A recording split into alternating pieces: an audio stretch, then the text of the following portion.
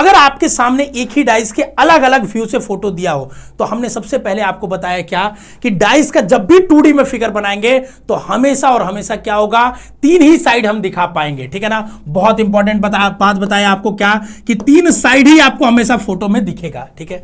एक ही डाइस का 3 अलग अलग तरीके से फोटो बनाया गया है, ठीक है। इसी से पूरा डाइस पढ़ लेंगे। दूसरा बात कि कभी भी अपोजिट जो साइड होंगे, ध्यान से सुनिएगा, जो एक दूसरे के विपरीत साइड होंगे, जैसे इस घर में बैठे हैं तो आगे वाला साइड और इसके पीछे वाला साइड, ये दोनों आपका कभी भी 2D फिगर में नहीं दिखेगा। और जो अगल बगल साइड होते हैं वो कभी भी अपोजिट नहीं होते हैं, ठीक है।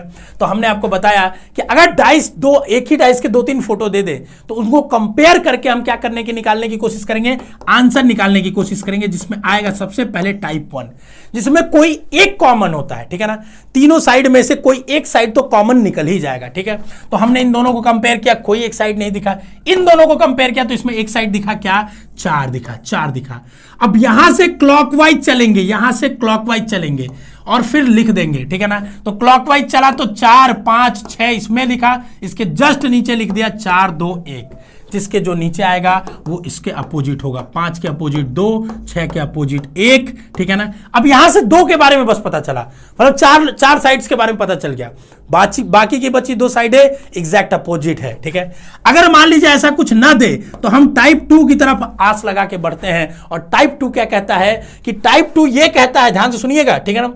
टाइप 2 ये कहता है कि अगर आपका एक कॉमन से ज्यादा कॉमन है, मतलब 2 कॉमन है, जैसे फर्स्ट और थर्ड में अगर आप देखने की कोशिश करोगे 2 भी कॉमन है, 2 भी कॉमन है, 1 भी कॉमन है, ठीक है।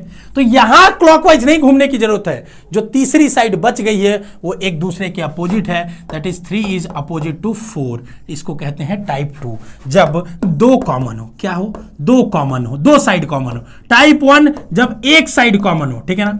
अगर एक भी साइड कॉमन ना हो तो कांट डिटरमाइंड हम आंसर नहीं निकाल सकते। और अगर कांट डिटरमाइंड ऑप्शन में नहीं है तब आप जिस 2 के अपोजिट 4, इधर वाले के अपोजिट इधर वाला, इधर वाले के अपोजिट इधर वाला कर सकते हो, ठीक है। दूसरी चीज आपको क्या बताई, स्टैंडर्ड डाइस। स्टैंडर्ड डाइस का मतलब यह होता है कि अगर अपोजिट साइड का सम करो तो 7 आना चाहिए। हमने पहले इस सब तीनों की मदद से अपोजिट साइड निकाला, 5 के अपोजिट 2, 6 के अपोजिट 1, 3 के अपोजिट 4। अगर अपोजिट साइड को ऐड कर रहे हैं 3 और 4 को तो 7 आ रहा है, तो ये स्टैंडर्ड डाइस है। 6 और 1 को जोड़ा तो 7 आया तो स्टैंडर्ड डाइस है। 5 और 2 को जोड़ा 7 आया तो स्टैंडर्ड डाइस है।